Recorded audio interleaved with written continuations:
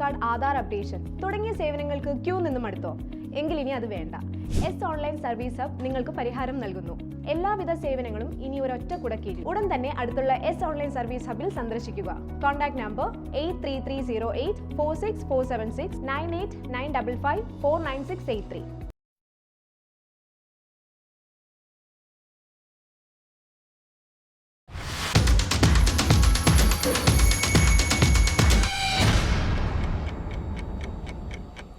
നമസ്കാരം. ഇന്ന് നമ്മളോടൊപ്പം ഉള്ളത് പൊതുപ്രവർത്തകരായ ഹാരിസബ്. സ്വാഗതം ഹാരിസബ്. നിങ്ങൾ ഒരുപാട് പൊതു വിഷയങ്ങളിൽ ഇടപെടുന്ന ഒരു വ്യക്തിയാണ്. ചിലപ്പോഴെങ്കിലും അത് കക്ഷി രാഷ്ട്രീയത്തിന് ഉതകുന്ന രീതിയിലേക്ക് മാറുന്നുണ്ടോ എന്ന് ആളുകൾ സംശയം പ്രകടിപ്പിക്കാറുണ്ട്. എന്താണ് അതിന് പറയാനുള്ളത്? പല വിഷയങ്ങളിലും നമ്മൾ ഇടപെടാറുണ്ട്. തീർച്ചയായിട്ടും കക്ഷി രാഷ്ട്രീയത്തിന് അതീതമായിട്ടാണ്. കക്ഷി രാഷ്ട്രീയത്തിൽ നിന്നുകൊണ്ട് ആണ് അതിനകത്ത് ചില കാര്യങ്ങളിൽ അങ്ങനെ സംഭവിക്കാറുണ്ട്. അങ്ങനെ ചില ആക്ഷേപങ്ങളാണ് പലപ്പോഴും ഉയർന്നു വരുന്നത്. തീർച്ചയായിട്ടും. കാരണം വെച്ചാൽ പലപ്പോഴും നമ്മളൊരു ഭരണത്തിലിരിക്കുന്ന ഒരു പക്ഷത്തിനെതിരായിട്ടായിരിക്കുള്ളൂ പലപ്പോഴും കാര്യങ്ങളും നമ്മൾ മുന്നോട്ട് പോകുന്നത്. സ്വാഭാവികമായിട്ടും അപ്പോൾ ഒരു കക്ഷി രാഷ്ട്രീയത്തിൻ്റെതായിട്ടുള്ള അങ്ങനെ വിലയിരുത്തപ്പെടും. തീർച്ചയായിട്ടും ഉണ്ടാവും, സാധ്യതയുണ്ട്. ഇപ്പോൾ ഈ പൊതുവിൽ കൊച്ചിയെ കേന്ദ്രീകരിച്ചിട്ടുള്ള പല വിഷയങ്ങളിലും താങ്കളുടെ ഇടപെടലുകൾ ഉണ്ടായിട്ടുണ്ട്. ഇത്തരത്തിൽ ഉള്ള ഒരു ഇടപെടലുകൾക്ക് ഇടപെടാനുള്ള കാരണം, അങ്ങനെ ഇടപെടണമെന്ന് താങ്കൾക്ക് തോന്നുവാനുള്ള കാരണം അതെന്തായിരുന്നു? അതായത് കൊച്ചിയെ സംബന്ധിച്ചിടത്തോളം വളരെ കൃത്യമായിട്ട് ചോദ്യങ്ങൾ ചോദിച്ചുകൊണ്ടിരുന്നൊരു സ്ഥലമാണ് കൊച്ചി. അതിൻ്റെ ഒരു ചരിത്രം തന്നെ നോക്കിക്കഴിഞ്ഞാൽ ചോദ്യം ചോദിക്കാൻ ആളുകളുണ്ടായിരുന്നു. പക്ഷെ ഒരു ഇടക്കാലമായിട്ട് ഇത്തരം കാര്യങ്ങളിൽ ഒരു നിശബ്ദത കൊച്ചിയിലുണ്ട്. പലപ്പോഴും നമ്മളത് നോക്കുമ്പോൾ ഒരു ഇടതുപക്ഷമാണെങ്കിലും വലതുപക്ഷമാണെങ്കിലും അതിനൊരു കൂടിച്ചേരലുകളായിട്ട് നമുക്ക് കാണുന്നുണ്ട്. പലപ്പോഴും രണ്ടുപേരും ഒന്നാണെന്നുള്ള ഒരു ജനങ്ങളുടെ ഇടയിലുണ്ട്. നമുക്കും അത് വളരെ കൃത്യമായിട്ട് മനസ്സിലാക്കാവുന്നത്. കാരണം കുറച്ച് നാൾ മുമ്പ് വരെ ഇവരുടേതായിട്ടുള്ള പല കച്ചവട താല്പര്യങ്ങൾ പോലും ഇവർ ഒരുമിച്ചാണ് പോകുന്നത്.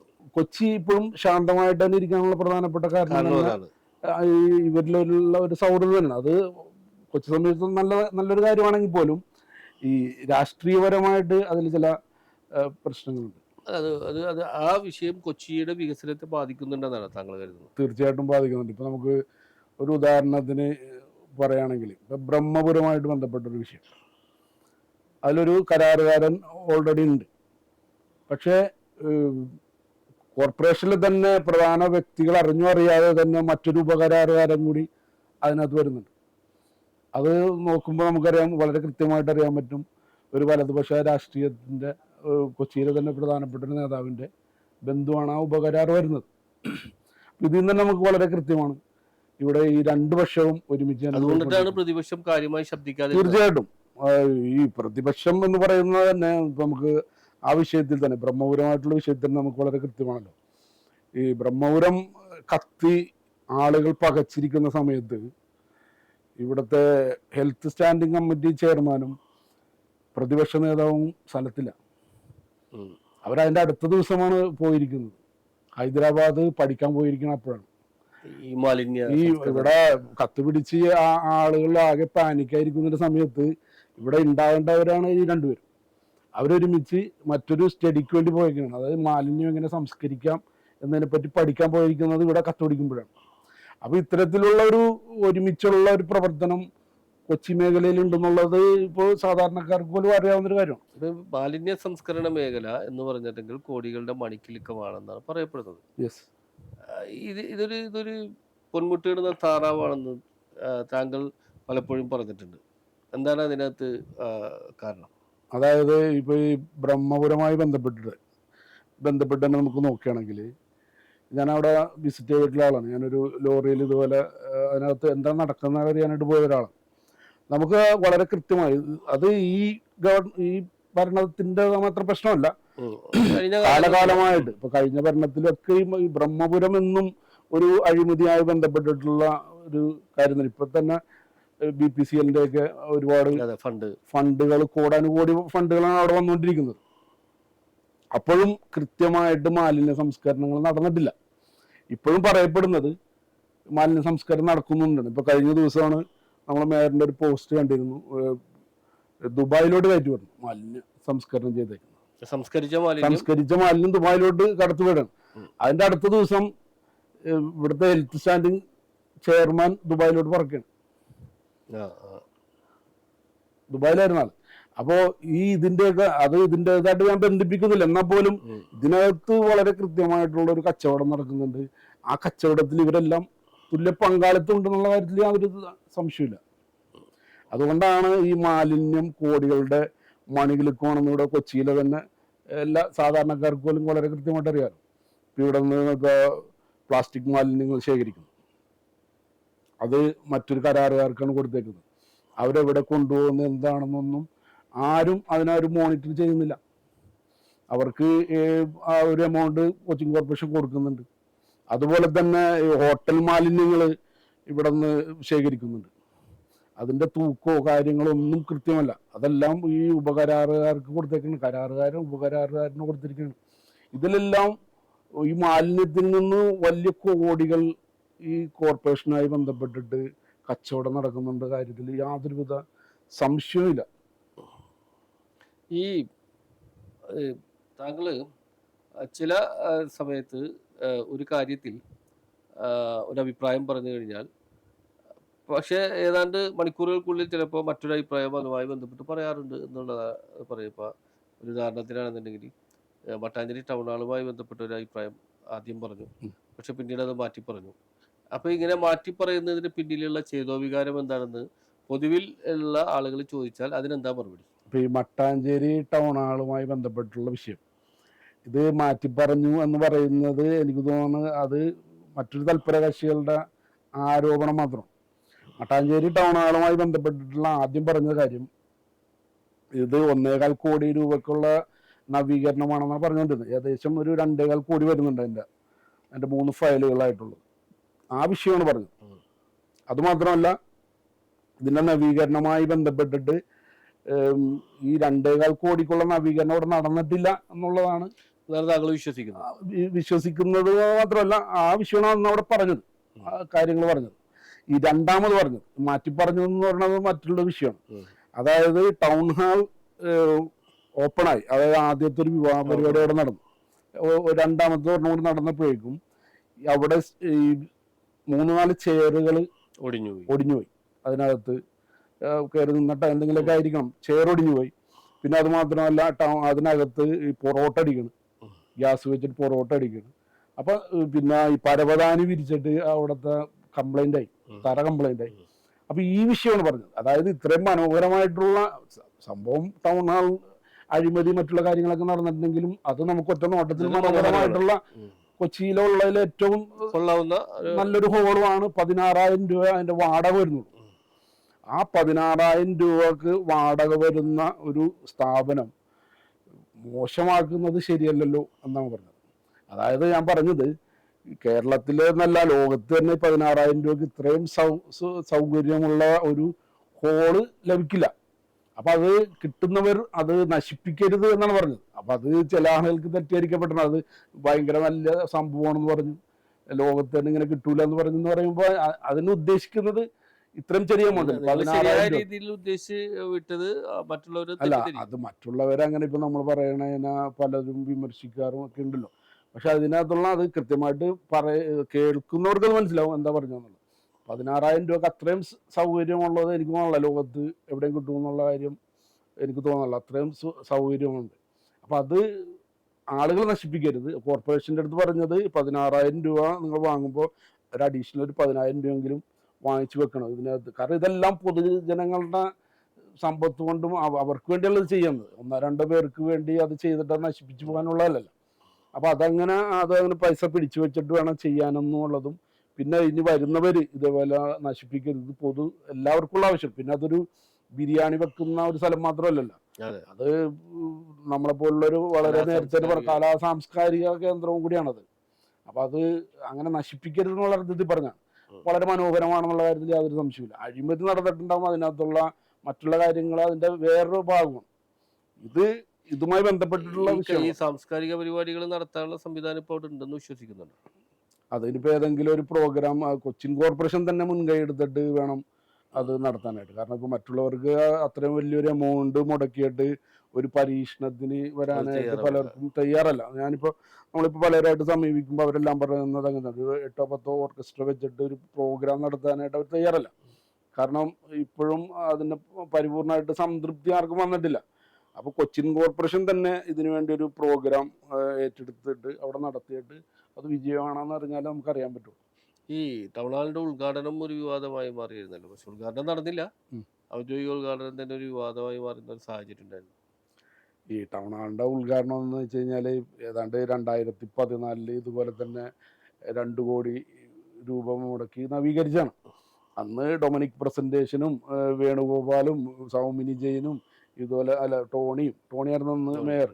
ഇവരെല്ലാവരും വന്ന് വലിയ ആഡംബരമായിട്ട് ഉദ്ഘാടനം ചെയ്ത സംഭവമാണ്. ഈ കൊച്ചിയിൽ പുതിയൊരു സാധനം ഉണ്ടാക്കുമ്പോഴല്ലേ വലിയൊരു ഉദ്ഘാടനത്തിന്റെ ആവശ്യമുള്ളൂ. ഈ ഉള്ള ഹാർബർ പാലം നവീകരിക്കുക, 2 വർഷം കൂടുമ്പോൾ നവീകരിക്കുക, ഉദ്ഘാടനം ചെയ്യുക. ഇതിനു മുമ്പ് ഡൊമിനിക്ക് വലിയൊരു ആഘോഷത്തോടു കൂടി നവീകരിച്ചിട്ട് ഉദ്ഘാടനം ചെയ്തത്. ഇപ്പൊ ഈ അടുത്ത് നമ്മുടെ ഇപ്പോഴത്തെ MLA ഉദ്ഘാടനം ചെയ്തു. ഇപ്പൊ ഈ കൊച്ചിയിലാകെ ഉള്ളത്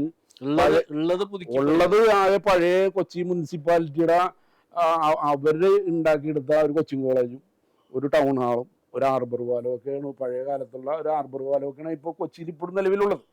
ഈ 3 എണ്ണമാണ് ഇവർ ഈ ഉദ്ഘാടനം ചെയ്തുകൊണ്ടിരിക്കുന്നത്. നമ്മൾ പറയുന്നത് നിങ്ങൾ ഒരു പുതിയ സ്ഥാപനം ഉണ്ടാക്കും. ഉദാഹരണം ഇപ്പോൾ വാട്ടർ മെട്രോ, അതേപോലെ അതൊരു ഉദ്ഘാടനം നടത്തും, നല്ല ആഘോഷപൂർവ്വം നടത്തും.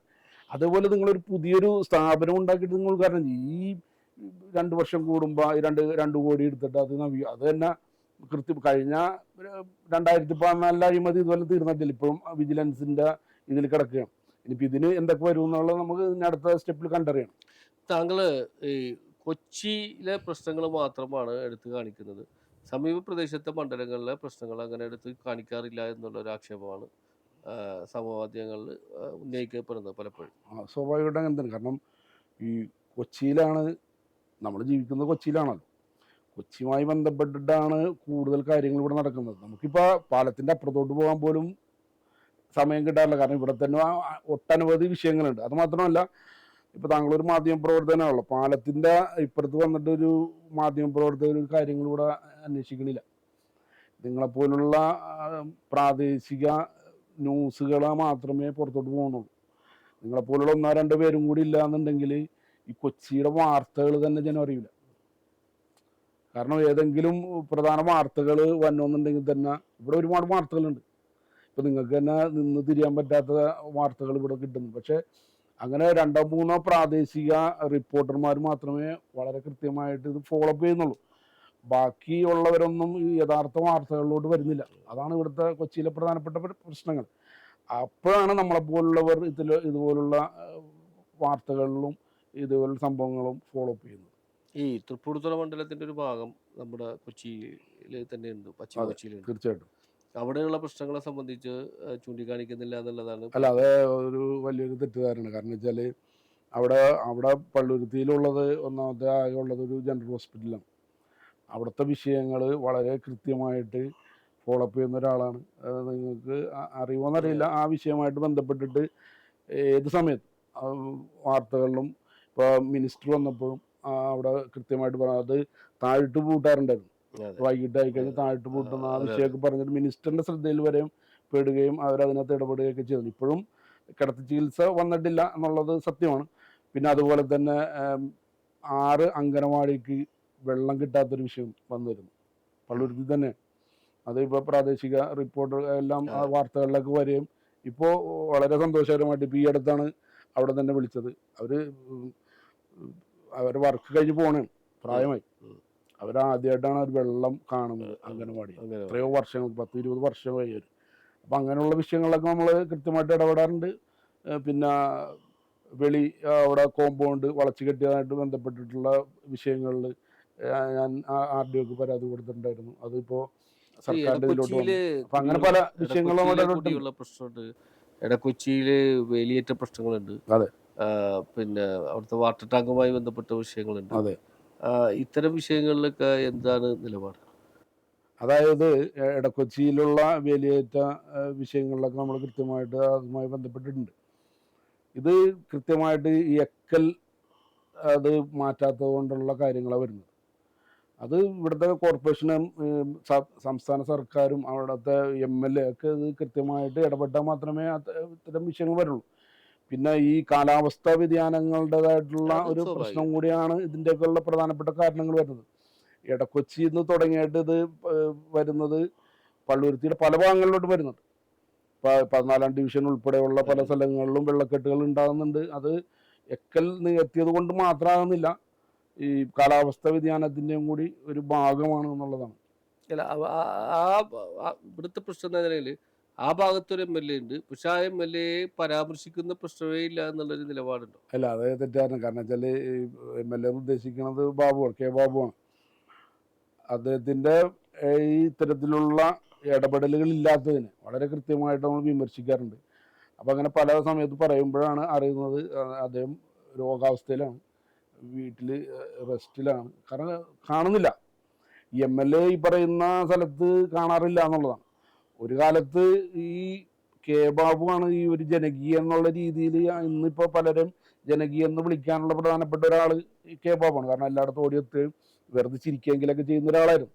പക്ഷെ ഇപ്പോൾ കുറച്ച് നാളുകളായിട്ട്, അതായത് കുറച്ച് നാളെന്ന് വെച്ചാൽ ഇപ്പോൾ ഈ 4 വർഷമായിട്ട് കെ ബാബുവിൻ്റെ പൊടി പോലും ഈ മണ്ഡലങ്ങളിൽ ഉണ്ടാകാറില്ല. പിന്നെ വേറൊരു കാര്യമുണ്ട്, ഈ ആരോ പറയുന്ന പോലെ ഈ മാങ്ങ ഉള്ളിടത്ത് നമുക്ക് എറിയാൻ പറ്റുള്ളൂ. ഒരു നിഷ്ക്രിയനായിട്ടുള്ള ഒരാൾ ഉള്ള മണ്ഡലമാണ് ഇപ്പോൾ തൃപ്പൂണിത്തുറ മണ്ഡലം. അപ്പോൾ കൊച്ചി മണ്ഡലത്തിലെ MLA നല്ല ഊർജ്ജസ്വലനായ MLA ആണെന്ന് താങ്കൾ വിലയിരുത്തുന്നു? അത് സംശയമൊന്നുമില്ല. കാരണം വെച്ചാൽ എല്ലാ സ്ഥലങ്ങളിലും ഓടിയെത്തുകയും അത്യാവശ്യം കാര്യങ്ങൾ ചെയ്യുന്നുണ്ടെന്നുള്ള കാര്യം വസ്തുതയാണല്ലോ. നമ്മളില്ലാത്തത് ഇല്ല എന്ന് പറയാൻ പറ്റില്ല. കാരണം കൊച്ചിയിലൊരു ചലനമുണ്ട്, ഈ ഒരു സാധനം തൃപ്പൂണിത്തുറ മണ്ഡലത്തിലില്ല. ഇല്ല. അപ്പോൾ പല കാര്യങ്ങൾക്കും നമുക്ക് വിമർശനങ്ങളുണ്ടെങ്കിൽ പോലും ഈ കൊച്ചി MLA നമുക്ക് പല സ്ഥലങ്ങളിലും നമുക്ക് കാണാൻ പറ്റുന്നുണ്ട്. ഈ ജനകീയമായിട്ടുള്ള സ്ഥലത്ത് പല സ്ഥലങ്ങളിലും നമുക്ക് കാണാൻ പറ്റുന്നുണ്ട്. അതേപോലെ നമുക്ക് ഈ പറയുന്ന കെ ബാബു നമുക്ക് കാണാൻ പറ്റുന്നില്ല. അത് കൃത്യമായിട്ട് നമ്മൾ പറഞ്ഞു പോകാറുണ്ട്. പിന്നെ പലപ്പോഴും ഈ വിഷയങ്ങൾ നമ്മൾ പറയുമ്പോൾ പലരും നമ്മളെ വിളിച്ച് പറയുന്നത് അത് ഇതുകൊണ്ടാണ്, അദ്ദേഹത്തിനൊരു സുഖമില്ല, അതുകൊണ്ട് റെസ്റ്റിലാണെന്ന് പറയുമ്പോൾ നമുക്ക് വീടടക്കുന്ന ആളെ കല്ലെറി. അതാണ്. അല്ലാതെ നമ്മൾ കൊച്ചിയായിട്ട് പള്ളുരുത്തിയായിട്ട് ബന്ധപ്പെട്ട വിഷയങ്ങളായിട്ട് നമ്മൾ കൃത്യമായിട്ട് അവിടെ ഉള്ള വിഷയങ്ങൾ നമ്മൾ ഇടപെടാറുണ്ട്. അല്ല, ഇത്രയും പിന്നെ എഫക്റ്റീവ് മറ്റൊരു കാര്യം എന്ന് വെച്ച് കഴിഞ്ഞാൽ ഈ കൊച്ചി നിയോജക മണ്ഡലത്തിലുള്ള ഒരു നേതൃത്വവും നേതാക്കളും ഈ പള്ളുരുത്തി ഭാഗത്ത് കുറവാണ്. അതിപ്പോൾ നമ്മളിപ്പോൾ നേരത്തെ ഇവിടെ CPIM-ന്റെ ഏരിയ സെക്രട്ടറി KMB ആകട്ടെ, അതേപോലെ ഏരിയ സെക്രട്ടറി അപ്പുറം ഉണ്ടാവുമല്ലോ. പക്ഷേ നമുക്കൊരു ഏരിയ സെക്രട്ടറി എന്ന് തോന്നിയിരുന്ന ഒരു പവറും ഇതൊക്കെ ഉണ്ടായിരുന്നത് അവിടെയാണ്. കാരണം ഇവിടെയുള്ള നേതാക്കന്മാർക്ക് ഒരു പ്രസരിപ്പും അവർക്കൊരു ഊർജം വേറെ, അത് പലപ്പോഴും നമ്മൾ ഈ തൊട്ടടുത്തുള്ള സ്ഥലങ്ങളിൽ കാണാറില്ല. അപ്പം അതും അതിൻ്റെ ഒരു പ്രത്യേകതയാണ്. പിന്നെ ഏതാണ് അതെനിക്ക് പേര് പോലും അറിയില്ല, സോറി. കാരണം എനിക്ക് മാത്രമല്ല, ഒരുവിധപ്പെട്ടവർക്ക് പോലും അറിയില്ല എന്നുള്ളതാണ്, പലത് കണ്ടിട്ട് പോലും ഇല്ല എന്നുള്ളതാണ് സത്യം. പാർട്ടി സഹാക്കൾക്ക് മാത്രമേ അറിയാമുള്ളൂ, വളരെ അടുത്തുള്ളവർക്ക് മാത്രമേ അറിയാവുള്ളൂ. അതുകൊണ്ടാണ് നമ്മൾ അവരുടെ പേര് പോലും പറയാറില്ല. ഇതിനു മുമ്പ് നമ്മൾ അങ്ങനെ ആയിരുന്നില്ല. ഇതിനു മുമ്പ് ചിലപ്പോൾ നമുക്ക് പല കാര്യങ്ങൾക്ക് നമുക്ക് രാഷ്ട്രീയപരമായിട്ടുള്ള അല്ലെങ്കിൽ പ്രവർത്തനപരമായിട്ടുള്ള എന്തെങ്കിലും വിമർശനങ്ങളൊക്കെ ഉണ്ടാകാറുണ്ടായിരുന്നു. ഇപ്പോൾ ആ ഭാഗത്തോട്ട് തന്നെ നമ്മൾ നോക്കുന്നില്ല. അതാണ് നേരത്തെ ഞാൻ പറഞ്ഞത്, ഈ വീണ് കിടക്കുന്നവരെ ആരുടെ ആരും ചെല്ലില്ലല്ലോ എന്ന് പറഞ്ഞ പോലെയാണ്. അതാണ് തീർച്ചയായിട്ടും. അപ്പൊ ഞാൻ ചോദിക്കുന്നത്, ഈ ഇത്രയും ഊർജ്ജസ്വലനായിട്ടുള്ള ഒരു MLA ആണ് KJ മാക്സി, പിന്നെ വീണ്ടും അദ്ദേഹത്തെ ഇങ്ങനെ കല്ലെറിയാൻ ശ്രമിക്കണത് എന്ത് ചെയ്യാന്നാണ്? അല്ല, അത് താങ്കൾക്ക് തെറ്റിദ്ധാരണയാണ്. കാരണം അങ്ങനെ ഒരു കല്ലെറിഞ്ഞതായിട്ട് എന്തെങ്കിലും ഒരു കാര്യം താങ്കൾക്ക് പറയാൻ പറ്റും? നമ്മൾ പറയുന്നത് എന്താണ്, ഏതെങ്കിലും ഇപ്പോൾ ഹാർബർ പാലം നന്നാക്കുക, അതല്ലേ, അങ്ങനെയുള്ള വിഷയങ്ങളാണ് പറയുന്നത്. ഇപ്പോൾ ചൈനീസ് നെറ്റ് ആവശ്യമാണ് പറയുന്നത്. ചൈനീസ് നെറ്റ് അവിടെ തടി കൊണ്ടുവന്നിട്ടിട്ട് വർഷങ്ങളായി. ആ ചൈനീസ് നെറ്റ് കാണിച്ചിട്ടാണ് ഇന്ന് ലോകത്തുള്ള എല്ലാ ടൂറിസ്റ്റുകളെയും കൊച്ചിയിലോട്ട് ആകർഷിപ്പിക്കുന്നത്. അവിടെ ഇപ്പോഴും പൈപ്പും സാധാരണ PVC പൈപ്പ് പോലത്തെ ഇരുമ്പ് പൈപ്പൊക്കെ വെച്ചിട്ടാണ് ഇപ്പോഴും അത് കാണാനാണ് അതാണ് ഇപ്പൊ ടൂറിസ്റ്റുകൾ വന്ന് ഫോട്ടോ എടുത്തിട്ട് പോണത്. ടൂറിസ്റ്റുകളുടെ ചിന്ത ഇതാണ്. ടൂറിസ്റ്റുകളെ ശരിക്കും പറഞ്ഞാൽ മറ്റേ ചൈനീസ് നെറ്റ് ഫോട്ടോ കാണിച്ചിട്ടാണ് കൊണ്ടുവരുന്നത്. പക്ഷെ അതായത് ഇന്ന് ലോകത്ത് ഉള്ള 6 ചൈനീസ് നെറ്റുകൾ, ഈ അതായത് ആറ് പേര് വലിക്കുന്ന ചൈനീസ് നെറ്റുകളുള്ള ഏതാണ്ട് 11 ചൈനീസ് നെറ്റുകൾ ലോകത്ത് തന്നെ ഉള്ളത് കൊച്ചിയിലാണ്. ചിലർ പറയും കുമ്പളങ്ങിയിലുണ്ടല്ലോ, മറ്റു പല സ്ഥലം, പക്ഷെ അതൊക്കെ ചെറുതാണ്. അതെല്ലാം ഒരാൾക്ക് 2 പേർക്ക് 3 പേർക്ക് വലിക്കാവുന്നുള്ളൂ. ആ പുരാതനം എന്ന് പറയാവുന്ന ആ ചരിത്രപരമായിട്ടുള്ള ഒരു ചൈനീസ് നെറ്റ് എന്ന് പറയുന്നത് ഫോർട്ട് കൊച്ചിയിലാണ്. ഇത് കാണിച്ചിട്ടാണ് ഇന്നിപ്പോൾ നമ്മുടെ കേരള ടൂറിസത്തിന്റെ ആയാലും ഈ ജില്ലാ ഏതിൻ്റെ ആണെങ്കിലും ഫോട്ടോ വരുന്നത്. കളക്ടറിന്റെ മറ്റേ ക്യാബിനിൽ പോയാൽ പോലും ചൈനീസ് നെറ്റിന്റെ ഫോട്ടോയാണ് വരുന്നത്. ഇതെല്ലാം കാണിച്ചിട്ടാണ് വിദേശ ടൂറിസ്റ്റുകളെ കൊണ്ടുവരുന്നത്. പക്ഷെ ഇപ്പോഴും കോടികൾ ചെലവാക്കിയിട്ടും അവിടെ ഉള്ള ഈ ചൈനീസ് നെറ്റുമായിട്ട് ബന്ധപ്പെട്ടവർക്ക് അതിന്റെ ഉപകാരം കിട്ടിയിട്ടില്ല. അപ്പൊ അങ്ങനത്തെ ഒരു വിഷയം നമ്മൾ ഉന്നയിക്കണ്ടേ? അപ്പൊ അതുപോലെ തന്നെ വിഷയങ്ങളാണ് നമ്മൾ ഹാർബർ പാലമായിട്ട് പൊട്ടിപ്പൊളിഞ്ഞ് കിടന്നപ്പോഴും ഉന്നയിച്ചുകൊണ്ടിരുന്നത്. കാരണം പക്ഷേ ഇതൊക്കെ ഉന്നയിക്കുമ്പോഴും അദ്ദേഹം അതിനു വേണ്ടിയുള്ള പ്രവർത്തനം നടത്തിക്കൊണ്ടിരിക്കുന്ന സമയത്താണ് ഉന്നയിക്കുന്നത് എന്നുള്ളതാണ് ആളുകൾ പറയുന്നത്. ആ പ്രവർത്തനം ആ ഘട്ടത്തിലേക്ക് എത്തുമ്പോൾ അതിനു മുമ്പ് പറഞ്ഞുകൊണ്ട് അതിന്റെ ക്രെഡിറ്റ് അടിച്ചെടുക്കാൻ ശ്രമിക്കുന്നു എന്നുള്ള ആക്ഷേപമാണ് നടക്കുന്നത്. അങ്ങനെയല്ല, അതായത് നമ്മൾ ഈ ഒരു വിഷയത്തിലോട്ട് ചെല്ലുന്നത് ഇപ്പൊ പൊട്ടിപ്പൊളിഞ്ഞ് കിടക്കുമ്പോഴാണ് നമ്മൾ ചെല്ലുന്നത്. ഈ ഇപ്പൊ പാലം പൊട്ടിപ്പൊളിഞ്ഞ് അത് നന്നാക്കണമെന്നാണ് നമ്മൾ പറയുന്നത്. അല്ലാണ്ട് വേറെ നമ്മൾ MLA അല്ല കുറ്റപ്പെടുത്തുന്നത്. ഈ പാലം നന്നാക്കുക, പൊട്ടിപ്പൊളിഞ്ഞ് കിടക്കുന്നു എന്നുള്ള വിഷയത്തിലാണ് നമ്മൾ ഇടപെടുന്നത്. അപ്പൊ അത് നിരന്തരം പറഞ്ഞുകൊണ്ടിരിക്കും.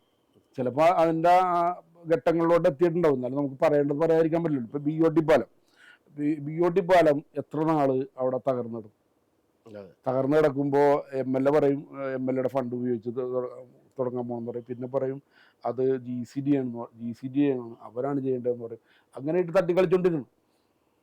അപ്പോഴാണ് നമ്മൾ GCD ചെയർമാനൊക്കെ പോയി കണ്ട് ഈ വിഷയങ്ങൾ പറയുന്നതും. അപ്പൊ അതിന്റെ വഴികളിലോട്ടൊക്കെ അവർ നേരത്തെ പോകുന്നുണ്ടാവും. നമ്മൾ എന്ന് പറഞ്ഞാൽ നമ്മൾ ഇതിന്റെ ക്രെഡിറ്റ് എടുക്കണമല്ലോ. നമ്മളൊരു സാധാരണക്കാരനാണ്.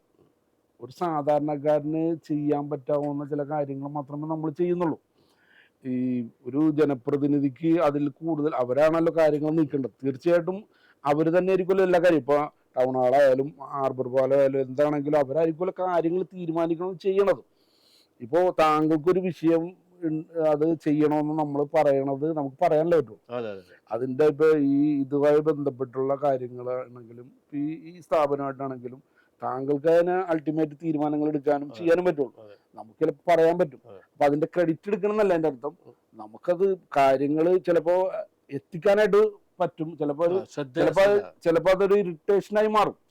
ഈ പലപ്പോഴും ഈ പൊതുജനങ്ങളിൽ നിന്ന് ഇറിറ്റേഷനുകൾ ഉണ്ടാകുമ്പോഴാണ് അധികാരികൾ കാര്യങ്ങൾ ചെയ്യണം. അല്ലാതെ ഒന്നും ജനാധിപത്യത്തിലൊന്നും അങ്ങനെ ഒറ്റയടിക്കൊന്നും ഒരു കാര്യങ്ങളും ചെയ്യാറില്ല. പ്രതിഷേധങ്ങൾ ഉണ്ടാവും. അതായത് ഒരാളായിരിക്കില്ലല്ലോ, പല കോണിൽ നിന്നുള്ള പ്രതിഷേധങ്ങൾ ഉണ്ടാവും.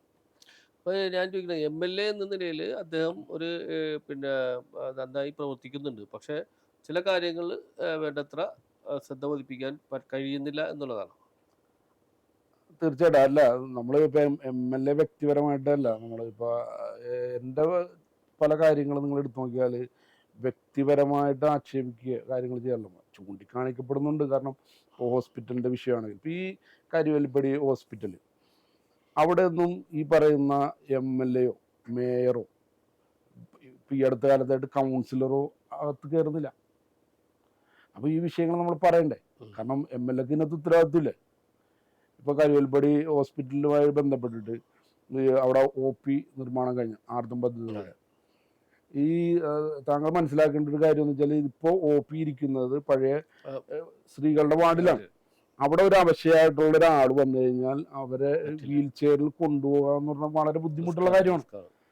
അപ്പൊ അങ്ങനെയുള്ള ഒരു വിഷയം എടുക്കുമ്പോൾ ഏറ്റവും യുദ്ധകാലാടിസ്ഥാനത്തിലാണ് അത് ചെയ്യേണ്ടത് വർക്ക് ചെയ്യേണ്ടത് തന്നെ. ഇത് വർക്ക് ചെയ്ത് കഴിഞ്ഞിട്ട് ഏതാണ്ട് എല്ലാ കാര്യങ്ങളും ചെയ്തിട്ട് ഇപ്പോഴും അത് ഉദ്ഘാടനം എന്നുള്ളത് നവീകരിച്ചു കഴിഞ്ഞാൽ തുറന്നു കൊടുക്കുക എന്നുള്ളതാണ്. അതുണ്ടായിരുന്ന സംഭവമാണല്ലോ. അതും നവീകരിച്ചതാണ്, പുതിയതായിട്ട് സൃഷ്ടിച്ചേക്കണല്ല. ഉള്ളതിൽ കുറച്ചും കൂടി പണിതേക്കണം. അത് തുറന്ന് പൊതുജനത്തിന് വേണ്ടിയല്ലേ ചെയ്യണത്. അപ്പൊ പൊതുജനത്തിന് തുറന്നു കൊടുക്കുക എന്നുള്ളത്. ഇവിടെ അത് വെച്ച് നീട്ടിക്കൊണ്ടിരിക്കാനുള്ള പ്രധാന കാരണം തൊട്ടടുത്തിന് കോർപ്പറേഷൻ ഇലക്ഷൻ വരെയാണ്. ആ ഇലക്ഷന് തൊട്ട് മുമ്പ് അതിന്റെ വിജ്ഞാപനം വരുന്നതിന് തൊട്ട് മുമ്പ് തുറക്കാന്നുള്ള ഒരു ഉദ്ദേശത്തിലാണ് അത് അടച്ചിട്ടേണത്. പക്ഷെ ആ വിഷയത്തിൽ കൗൺസിലർ വ്യക്തമായി വർത്തമാനം പറഞ്ഞിട്ടുണ്ട്. അദ്ദേഹത്തിന്റെ സ്റ്റേറ്റ്മെന്റ് വന്നിട്ടുണ്ട്. ഉം.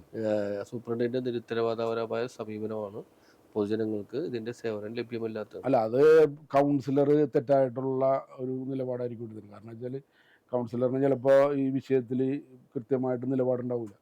കാരണം ഒരു സൂപ്രണ്ടല്ലല്ലോ ഇത് തുറന്നു കൊടുക്കുന്നത്. സൂപ്രണ്ടല്ല ഇത് തുറന്നു കൊടുക്കേണ്ടത്. ഇത് പണിത് സൂപ്രണ്ടാണോ? അല്ല, ഇത് സംസ്ഥാന സർക്കാരിൻ്റെ ഫണ്ട് കൊണ്ട് പണിതേക്കുന്ന ഒരു OP ബിൽഡിങ്ങാണ്. അപ്പോൾ അത് തുറക്കേണ്ടതും ഇത്തരത്തിലുള്ള MLA അല്ലെങ്കിൽ സർക്കാരുമായി ബന്ധപ്പെട്ടിട്ടോ കോർപ്പറേഷനുമായി ബന്ധപ്പെട്ടിട്ടോ സംയോജിച്ചിട്ടാണ് അതിൻ്റെ ഉദ്ഘാടനത്തിൻ്റെ കാര്യങ്ങൾ തീരുമാനിക്കേണ്ടത്. സൂപ്രണ്ടിന് അതിനകത്ത് വലിയ റോളൊന്നും ഉണ്ടാവില്ല. ഒന്നാമത് താങ്കൾ മനസ്സിലാക്കേണ്ട ഒരു കാര്യം, കൊച്ചിൻ കോർപ്പറേഷൻ, അതായത് കൊച്ചി മണ്ഡലം, അതായത് പള്ളുരുത്തി ഉൾപ്പെടെയുള്ള 4 താലൂക്ക് ഹോസ്പിറ്റലിലെയും സൂപ്രണ്ടുമാരെ താങ്കളൊന്ന് വിലയിരുത്തിയാൽ മനസ്സിലാവും. അവരെല്ലാം നിശബ്ദരും നിഷ്ക്രിയരുമാണ്. ഈ എന്തുകൊണ്ടാണ് കൊച്ചിയിൽ മാത്രം ഈ 4 സ്ഥലത്ത്, ഒരു സ്ഥലത്താണെന്നുണ്ടെങ്കിൽ നമുക്ക് മനസ്സിലാക്കാം, ഈ 4 സ്ഥലത്തും ഇത്തരത്തിലുള്ള സൂപ്രണ്ടുമാരെങ്ങനെ വരുന്നു? കാരണം ഇപ്പോൾ പള്ളുരുത്തിയിലെ വെച്ച് നോക്കുകയാണെങ്കിൽ ഇപ്പോൾ അവിടെ OPക്ക് 1.5 കോടി രൂപ പാസ്സായി കിടക്കുന്നുണ്ട്. അവിടെ ഒരു വൈകുന്നേരം രാത്രി കിടത്തി ചികിത്സ പോലും ഇല്ലാത്ത ഒരു ഹോസ്പിറ്റലാണ്. അവിടെ OPക്ക് 1.5 കോടി രൂപ, ഇവിടെയും 1.5 കോടി. ഇവിടുത്തെ പിന്നെ കരുവിൽപ്പടിയിൽ കിടത്തി ചികിത്സ 5-6 പേർക്കെങ്കിലും കിട്ടും. അവിടെ അതുപോലുമില്ല. അപ്പോൾ രാത്രി ആയി കഴിഞ്ഞാൽ പട്ടി വന്ന് കിടക്കുന്ന സ്ഥലമാണ് അവിടെ OP 1.5 കോടി രൂപക്ക്. അവിടെയും വന്നിട്ടുണ്ട് ഒരു ക്യാൻറ്റീൻ 10-25 ലക്ഷം രൂപ മുടക്കിയിട്ട്. അങ്ങനെ ഒരുപാട് പദ്ധതികൾ അവിടെ വരുന്നു. ഇപ്പൊ ഈ അടുത്താണ് അവിടെ ലാബ് 1 കോടി രൂപക്ക് ലാബ് നിർമ്മിച്ചിട്ടുണ്ട്, CSR ഫണ്ട് ഉപയോഗിച്ചിട്ട്. അവിടെ ആ ലാബിൽ നിൽക്കുന്ന 2 പേരും ഡെയിലി വേജസ് ഉള്ള ആളുകളാണ്. ഈ 1.5 കോടി രൂപക്ക് ലാബ് ഉണ്ടാക്കിയിട്ട് ഒരു ഗവൺമെൻറ് സ്റ്റാഫിനോട് വെക്കാൻ പറ്റിയിട്ടില്ല. അപ്പോൾ അതെന്താ സംഭവിക്കണമെന്ന് വെച്ച് കഴിഞ്ഞാൽ, ഇപ്പം ഇവിടെ ഒരു ഉപകരണം കേട് പറ്റിയാൽ അത് ഇവിടെ ഡെയിലി വേജസിന് വന്ന ആൾ ചിലപ്പോൾ പറഞ്ഞാൽ ഇവിടുത്തെ മാനേജ്മെൻറ്റ് എടുക്കില്ല. അതിന് കൃത്യമായിട്ട് അവിടുത്തെ ഗവൺമെൻറ് സ്റ്റാഫ് വേണം അത് എഴുതി സൂപ്രണ്ടിന് കൊടുക്കാനും, ആ സൂപ്രണ്ട് വേണം പിന്നെ അത് DMO മുകളിലോട്ട് പോകാൻ. അപ്പോൾ അതുകൊണ്ട് ഡെയിലി വേജസിന് വരുന്നവർക്ക് അതിനുള്ള യോഗ്യത ഇല്ലാത്തതുകൊണ്ട് അവിടെയുള്ള പല സാധനങ്ങളും ഇപ്പോൾ നശിച്ചുകൊണ്ടിരിക്കുകയെന്ന് വെച്ചാൽ ഒരു സാധനം വേണമെങ്കിൽ അവർക്ക് പറയാൻ പറ്റാത്ത അവസ്ഥ. ഈ 1.5 കോടി രൂപ കൊടുത്തിട്ട് ഇപ്പോൾ അതിനിപ്പോൾ അവിടെ ഈ ഡയാലിസിസ് സെൻറ്റർ വന്നിട്ടുണ്ട്. ഡയാലിസിസ് സെൻറ്റർ വന്നതും ഇപ്പോൾ ചിലപ്പോൾ പറയും, നമ്മളൊക്കെ ഒരുപാട് തവണ ഡയാലിസിസ് സെൻറ്റർ ഇല്ലാത്തതിൻ്റെ വിഷയങ്ങൾ പറയും, ഡോക്ടർമാരുടെ ഇല്ലാത്തതിൻ്റെ വിഷയങ്ങളൊക്കെ പറഞ്ഞിട്ട് അവിടെ ഡോക്ടർ വന്നത്. പലപ്പോഴും അവിടെ ഇരിക്കുന്ന ഡോക്ടർ ഇവിടെ OPയിൽ ഇരിക്കേണ്ട അവസ്ഥയിലും, കാരണം ആളില്ലാന്നും പറഞ്ഞിട്ട് അവർ പിടിച്ചിരുത്തനാണ്. എന്നിട്ട് പോലും അത് കൃത്യമായിട്ട് പ്രോപ്പറായിട്ട് അതിനൊരു ഈ സാധനം ഒന്ന് മാർക്കറ്റ് ചെയ്യേണ്ട ആളുകളുടെ എത്തണ്ടേ, അതുപോലും ഇല്ലാതെ ഇപ്പോൾ താങ്കൾക്ക് ഒന്ന് അന്വേഷിച്ച് നോക്ക്, നിശബ്ദമായിട്ട് കിടക്കണം. ഒരു ഡയാലിസിസ് സെൻറ്റർ ഉണ്ടായിട്ട് പോലും അതിനെ കൃത്യമായിട്ട് ഞങ്ങൾ ഇവിടെ ഡയാലിസിസ് ചെയ്യുന്നുണ്ടെന്ന് പോലും ഉറക്കെ വിളിച്ചു പറയാൻ പോലും അവിടെ ആളില്ല. കാരണം എന്താണ്? സ്റ്റാഫുകളില്ല. അത് തന്നെ ഇപ്പോൾ വന്നിരിക്കുന്നത് വർക്കിംഗ് അറേഞ്ച്മെൻറ്റാണ്. 15 ദിവസം കഴിഞ്ഞാൽ അവർ പോകും, പിന്നെ അനിശ്ചിതത്തിലാണ്. അപ്പം ഇത്തരത്തിലുള്ള അവസ്ഥയാണ് നമ്മുടെ കൊച്ചിയിലെ ഈ ആരോഗ്യ മേഖല മൊത്തം എടുത്തേക്ക്. ഇപ്പം മട്ടാഞ്ചേരി ഹോസ്പിറ്റലിൽ അവിടെ ഇതിനു മുമ്പ് പറഞ്ഞിട്ടുണ്ട് 4-5 ഡെലിവറിയാണ് ഒരു മാസം നടക്കുന്നത്. ഏതാണ്ട് 4 ഗൈനക്കോളജിസ്റ്റ് ഉണ്ട്, 3 ശിശുക്കളുടെ ഡോക്ടർമാരുണ്ട്. അങ്ങനെ ഇവരെല്ലാവരും ലക്ഷങ്ങളുടെ സാലറി വാങ്ങിച്ചിട്ട് ആ കായൽക്കാറ്റും കൊണ്ട് ഇരിക്കണാണ്. ഇതൊരു കവിത പോലെ പറഞ്ഞതല്ല, താങ്കൾക്ക് അവിടെ പോയി നോക്കിയാൽ അറിയാൻ പറ്റും. അവിടെ ഓരോ വർത്താനമൊക്കെ പറഞ്ഞുകൊണ്ടിരിക്കും, അവിടെ ആളില്ല. ആകെ ഇപ്പം ഇത്തിരി ഇത് കുറച്ചും കൂടി ബെറ്ററായിട്ട് നടന്നത് ഫോർട്ട് കൊച്ചിയിലാണ്. അവിടുത്തെ 2 ഡോക്ടർമാർ, അതെല്ലാം കൊച്ചിയിൽ എല്ലാവർക്കും അറിയാം. ഈ വിഷയങ്ങളൊക്കെ കൊച്ചിയിൽ എല്ലാവർക്കും അറിയാവുന്ന കാര്യങ്ങളാണ്. ആ 2 ഡോക്ടർമാർ ഇപ്പം അവരും ഇപ്പോൾ സ്ഥലം മാറി പോകണം. ഇനി ആര് വരുമ്പോൾ എന്താണെന്ന് അറിയില്ല. പൊതുവെ നോക്കുകയാണെങ്കിൽ നമ്മുടെ കൊച്ചിയെ അവഗണിക്കണത് ഇത് പുറത്തുനിന്ന് ആരും വന്നിട്ടല്ല, നമ്മുടെ ഇവിടെ ഉള്ള നേതാക്കന്മാരുടെ ചില അവരെ ഒത്തുകളിക്കാനാണ്, അല്ലെങ്കിൽ അവർ നിഷ്ക്രിയപ്പോയാണ്, നമ്മുടെ നാട്ടുകാർ നിഷ്ക്രിയത്തോടുകൂടി നോക്കിയിരിക്കണമെന്നറിയില്ല. അപ്പം ഇങ്ങനെയുള്ളൊരവസ്ഥയിലാണ് നമ്മൾ കാര്യങ്ങൾ പറയാം. പിന്നെ താങ്കൾ നേരത്തെ ചോദിച്ചതിനൊരു ഉത്തരം കൂടിയാണ്, ഈ തൃപ്പൂണിത്തുറ മണ്ഡലത്തിൽ നിന്ന് എന്താണ് എപ്പോഴും ഇങ്ങോട്ട് പറയുന്നത്, ഇവിടെയാണ് ജീവൻ നിൽക്കുന്നത്. ഇവിടെ ജീവന്റെ തുടിപ്പും അതിൻ്റെ ചലനങ്ങളും നിൽക്കുന്നത് ഈ ഭാഗത്താണ്. പിന്നെ എൻ്റെ കുടുംബവും ഒക്കെ ഇവിടെ തന്നെയാണ്. അപ്പോൾ ആ ഒരു വിഷയം കൊണ്ടാണ് ഇവിടെ വരുന്നത്. കാരണം നമ്മൾ ഒരു നിശ്ചലമായിട്ട് കിടക്കുന്ന സ്ഥലത്ത് നോക്കിയിട്ട് കാര്യമില്ല. ഇപ്പോൾ ഇവിടുത്തെ നേതാക്കന്മാരെ തന്നെ നോക്കിയാൽ നമുക്കറിയാൻ പറ്റും. ഈ ആ ഭാഗത്തുള്ള എത്ര നേതാക്കന്മാരെ താങ്കൾക്കറിയാം. ഈ ഭാഗത്ത് ഉള്ള നേതാക്കന്മാരും ഇതൊക്കെ വെച്ച് നോക്കുമ്പോൾ അതിൻ്റെ ചരിത്രപരമായിട്ടുള്ള എല്ലാ കാര്യങ്ങളും വെച്ച് നോക്കുമ്പോഴും കൊച്ചിക്കൊരു പ്രാധാന്യമുണ്ട്. ആ കൊച്ചിയാണ് എല്ലാം കൊണ്ടും അവഗണിച്ചുകൊണ്ടിരിക്കുന്നത്. ഇത് വെറുതെ ഒരു വാക്കല്ല, അവഗണിക്കുന്നുള്ളത് വളരെ കൃത്യമായിട്ടാണ്. ഇപ്പൊ വേറെ ഒന്നും വേണ്ട. ഇപ്പൊ ഈ കഴിഞ്ഞ ദിവസം മേയറിന്റെ ഒരു പോസ്റ്റ് കണ്ടായിരുന്നു. ഈ ഇതുമായിട്ട് ബന്ധപ്പെട്ട് തോട് കാര്യങ്ങളായിട്ട് ബന്ധപ്പെട്ട് എത്ര ആയിരക്കണക്കിന് കോടി രൂപ ഗവൺമെന്റിന്റെ പാസ്സായിട്ടുണ്ട്. താങ്കൾ അത് എടുത്തു നോക്കുമ്പോൾ കൊച്ചി അതിനകത്തില്ല. കൊച്ചിയില്ല. ഇത് സംഭവം ഇത് ഇലക്ഷനുമായി ബന്ധപ്പെട്ടിട്ടൊരു സ്റ്റണ്ട് ആണെങ്കിൽ പോലും, കാരണം ഇനി ഏതാനും മാസങ്ങളുള്ളൂ, ആ സ്റ്റണ്ട് ആണെങ്കിൽ പോലും അതിൽ പോലും കൊച്ചിയില്ല. അപ്പൊ നമ്മളത് മനസ്സിലാക്കേണ്ടത് കൊച്ചി 28 ഡിവിഷൻ ഇവിടെ ഉണ്ട്. അതെ, 28 ഡിവിഷൻ ഉണ്ടെങ്കിൽ പോലും കൂടി ഏതാണ്ട് 30 ആവുന്നു തോന്നുന്നു. അതെ, ഇപ്പൊ അത് കൂടാൻ സാധ്യത. എന്നിട്ട് പോലും നമുക്ക് കൊച്ചിക്ക് വേണ്ടി എപ്പോഴും കരഞ്ഞുകൊണ്ടിരിക്കണം. കൊച്ചിക്കാർ കരഞ്ഞുകൊണ്ടിരിക്കുന്നതിന്റെ ഫലമായിട്ടാണ് എന്തെങ്കിലും നമുക്ക് കിട്ടണത്. അപ്പൊ അതിലൊരാളാകുക എന്നുള്ളതാണ് താങ്കളുടെ ലക്ഷ്യം. തദ്ദേശ സ്വയംഭരണ തെരഞ്ഞെടുപ്പിൽ മത്സരിക്കാൻ വല്ല പ്ലാൻ ഉണ്ട്? ഇല്ല, ഇതുവരെ ഇല്ല. ഈ പക്ഷെ ഒരു കാര്യം തുറന്നു പറഞ്ഞില്ല, 14-ാം ഡിവിഷനിൽ ഇവിടെ നിന്ന് ഒരു ലീഗുമായി ബന്ധപ്പെട്ട ആളവിടെ വന്ന് മത്സരിക്കാൻ സാധ്യതയുണ്ട് എന്നുള്ള ഒരു അറിവ് കിട്ടിയിട്ടുണ്ട്. അങ്ങനെയാണെന്നുണ്ടെങ്കിൽ ജയിക്കാനല്ല, അയാളെ തോപ്പിക്കാൻ എന്നുള്ള ഒരു ഉദ്ദേശം. അതെ, ജയിക്കാൻ വേണ്ടിയല്ല, എന്നാലും അവിടെ ഒരു മത്സരത്തിനുണ്ടാവും. കാരണം വെച്ചാൽ അയാളാണെങ്കിൽ മാത്രം. ഏത്? കാരണം നമ്മുടെ ഉദ്ദേശിച്ച ആളാണെങ്കിൽ മാത്രം. അതെ, ആ ഡിവിഷനിൽ വന്ന് മത്സരിക്കണമെങ്കിൽ ജയിക്കാൻ വേണ്ടിയല്ല, നമുക്ക് എന്നാലല്ലേ ഈ വിഷയങ്ങൾ ആളുകളിലോട്ട് എത്തിക്കാൻ പറ്റുള്ളൂ. അപ്പൊ അത് മനസ്സിൽ അത് കോറിയിട്ടിട്ടുണ്ട്. അതാ അങ്ങനെയാണെങ്കിൽ മാത്രം, അല്ലെങ്കിൽ അങ്ങനെ ഒരു താല്പര്യമില്ല. കാരണം വെച്ചാൽ അത് ഈ കാലഘട്ടത്തിന്റെ ആവശ്യമാണ്. അതുകൊണ്ട് മാത്രമാണ്. കാരണം വെച്ചാൽ എന്നും ഒരാൾക്ക് എന്തും ചെയ്യാം എന്നുള്ള ഒരു ഇതുണ്ടല്ലോ. സാമ്പത്തികവും പവറും ഉണ്ടെങ്കിൽ എന്തുമാകാം എന്നുള്ളൊരു കൊണ്ടായിരിക്കണമല്ലോ അവിടെ ഒരു കണ്ണ് വെച്ചേക്കണത്. അവിടെ ഒരു കണ്ണ് വെച്ചിട്ട് വരികയാണെങ്കിൽ എന്തായാലും തീർച്ചയായിട്ടും ഒരു എതിരാളിയായിട്ടുണ്ടാവും.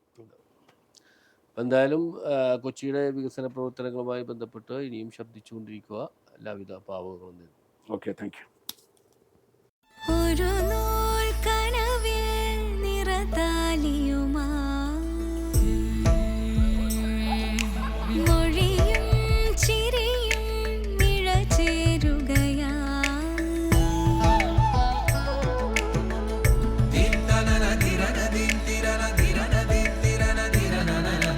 കനകം മണിയേ അവൾ ദേവ. Sevens golden diamonds, Eramallur, Vadathala.